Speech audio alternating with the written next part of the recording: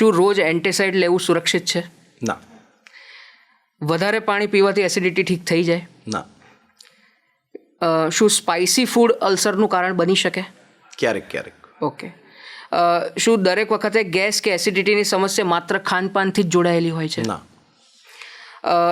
ગટ health માટે સૌથી શ્રેષ્ઠ ભોજન હોય તો એ કયું સારી ગટ હેલ્થ માટે?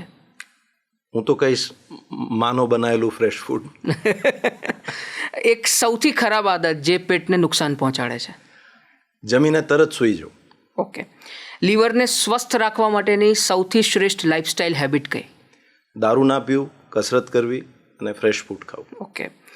એક એવી વાત અથવા તો એક એવી વસ્તુ કે જે તરત બંધ કરી દેવું જેથી ડાયજેશન અને પાચન આપણું સુધરી જાય.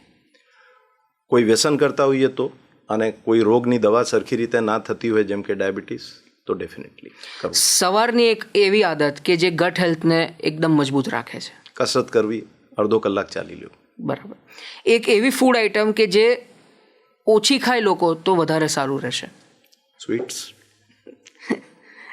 લેટ નાઇટ ડિનર મિથ કે ફેક્ટ?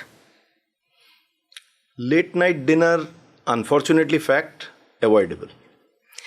35-40 વર્ષ પછી એવા કયા હેલ્થ ટેસ્ટ આપણે કરાવવા જોઈએ?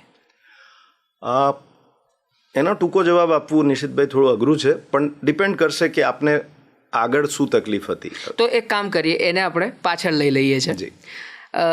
હેલ્ધી ગટ માટે એક સિમ્પલ ડેલી ટીપ. એલર્જી ના હોય તો રોજ છાશ કે દહીં લેવું. ઓકે.